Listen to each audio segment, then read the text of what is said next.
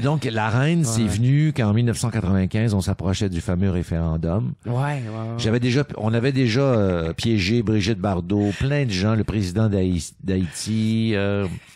Mais comment vous faisiez pour avoir le numéro?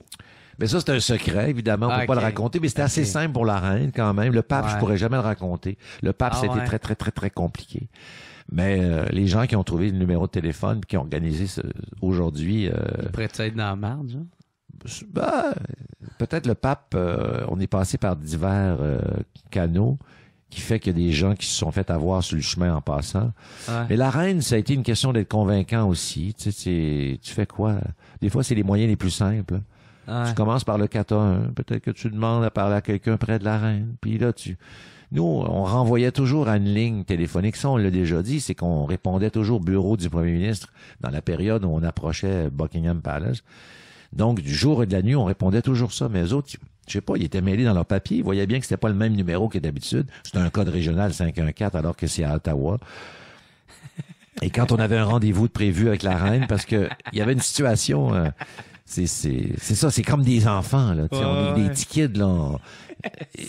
On avait élaboré ça, puis là, on avait obtenu la recherchiste, Julie Laferrière, qui est journaliste et animatrice aujourd'hui, parce que quand tu réussis à booker la reine, là, puis que ça sort dans les journaux le lendemain, là, il y a des émissions de télé qui s'intéressaient aux gens avec qui on travaillait. Elle s'est trouvé une job à l'émission de Christiane Charette du jour au lendemain.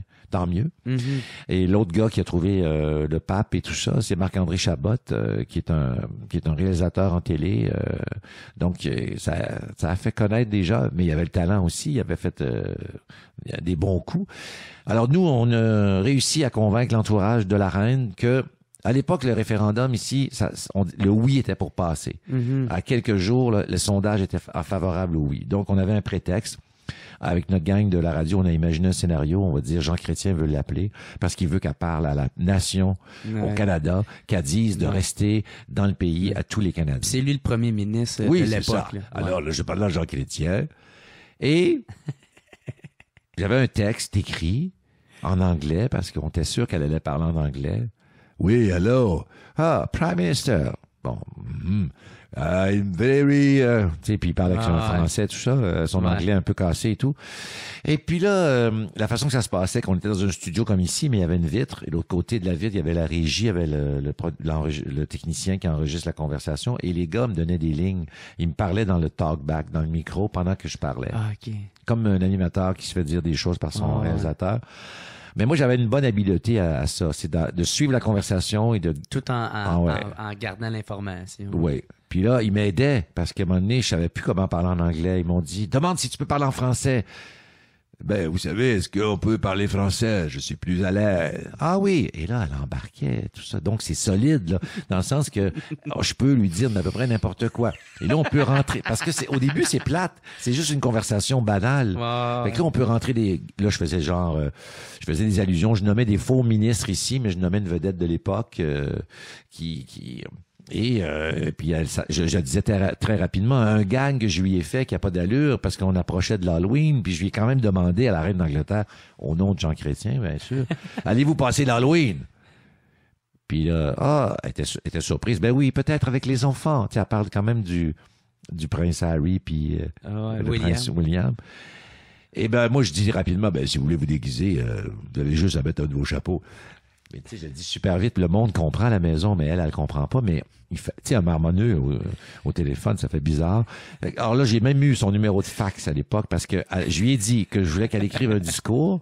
Puis elle a dit, j'étais avec Robert et on se disait exactement la même chose. On pensait la même chose, qu'il fallait vous aider. T'imagines-tu comment elle était embarquée? Ah ouais, à cause de la fête du référendum. Oui, que ça serait important. Elle dit, envoyez-moi un texte, je vais le faire à la télé. Elle me donne son numéro de fax. Ouais. Parce que là, c'est ça, toi, tu as proposé qu'elle fasse un vidéo comme quoi pour dire aux Canadiens québécois de voter non pour pas que ça passe. Exactement. Puis, on a conclu là-dessus. On a dit, on vous envoie le texte. Il vous envoie le fax, que je disais en plus. Puis là, elle était accrochée. J'en rajoutais. Je nommais le chroniqueur de la circulation de C'est quoi à l'époque. Et parfait. Mais je me mélange peut-être avec certaines vedettes qu'on a piégées. Puis, clac, on raccroche. Là, on a tout enregistré 14 minutes de conversation. On a 14 minutes de conversation avec la reine d'Angleterre. T'imagines-tu la fébrilité, là? Et là, il faut se dépêcher parce qu'il faut le monter, il faut le diffuser, il faut envoyer un fax. Et on a envoyé un fax qui disait, Votre Majesté, vous pensiez parler au Premier ministre du Canada. En fait, vous vous ajoutez à la liste nombreuse des Bleus Poudres qui ont piégé via la voix de Jean Chrétien, imité par Pierre Brassard, Brigitte Bardot, Jean-Bertrand Aristide. Jean Chrétien lui-même, on l'a piégé à l'époque, mais pas complètement. Jean Chrétien? Oui, j'avais imité Jacques Parizeau. Il me dit, Jacques, je vous le connais pas. Parce que je l'avais vouvoyé. Alors qu'eux autres se tutoyaient gros comme le bras. Okay. Puis j'avais dit, c'est Raymond Baudouin. Il dit, c'est Pierre Brassard. Là, il avait dit, en parlant de Raymond Baudouin, il dit la moustache à l'envers, parce que j'avais une barbe un peu bizarre. Ouais. Donc, il m'avait reconnu, et on a envoyé ça. Et la reine, donc Buckingham Palace a confirmé qu'il avait été piégé. Donc, ils ont émis un communiqué de presse disant qu'il était vexé. Et nous, on l'a diffusé le plus vite possible. Ça s'est ramassé en ondes, mais la GRC voulait les bandes. Oh, shit! Oui, ça, c'est de conséquences. Mais ça, on l'a raconté publiquement. Et le fait d'avoir diffusé sur les ondes, ça nous a protégés. Parce que ça avait déjà été envoyé. Il n'y avait pas de secret d'État. Il n'y avait rien de... Sauf qu'elle était un peu vexée. Ouais. Mais le fait qu'elle émette un communiqué de presse, ça donnait toute la crédibilité. Ouais, elle avait donc les gens ne doutaient pas. Elle confirmait que... Parce que le pape, on l'avait piégé quelques mois avant, puis les gens... Que c'était vraiment elle. Ils n'ont jamais confirmé le Vatican. Fait qu'il y a encore des gens qui doutent. La presse a fait une analyse vocale. Ça avait fait le tour du monde. Ah oui. C'est justement parce que la reine, ça a été diffusé quelques jours avant le référendum. Je te jure, là, le lundi, on votait, puis on l'a piégé, je pense, un mardi ou un mercredi. Moi, je me souviens d'être allé au restaurant, puis à l'époque, on s'est dit, mais mon Dieu, c'est extraordinaire.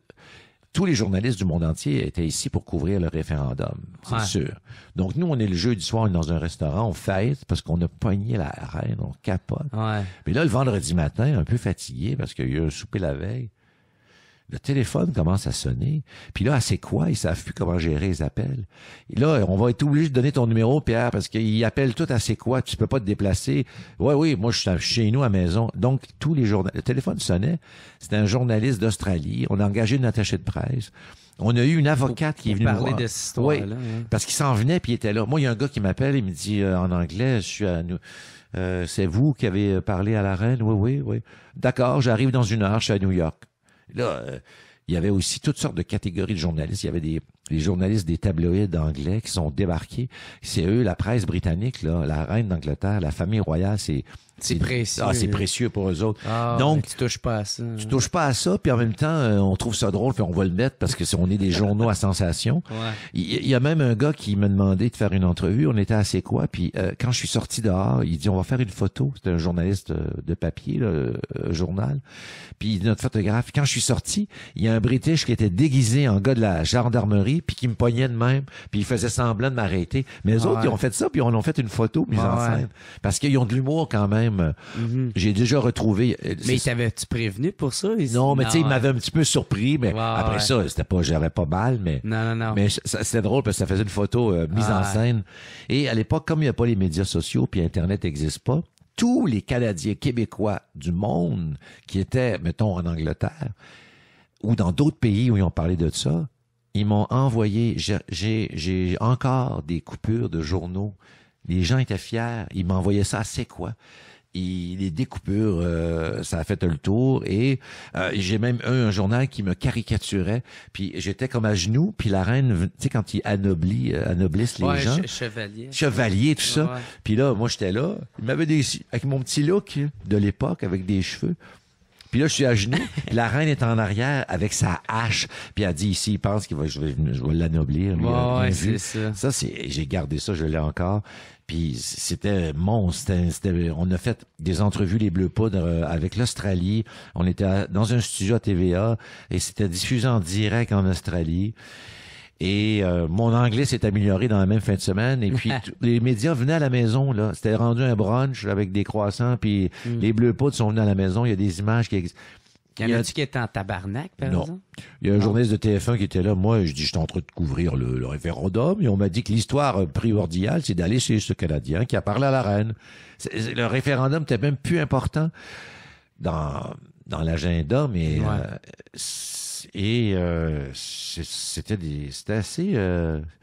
c'était assez fou. Je pense qu'on a eu même des propositions pour aller à Letterman, puis ça n'a pas fonctionné parce qu'on était un peu réticents à y aller. Ça finalement c'est tombé à l'eau.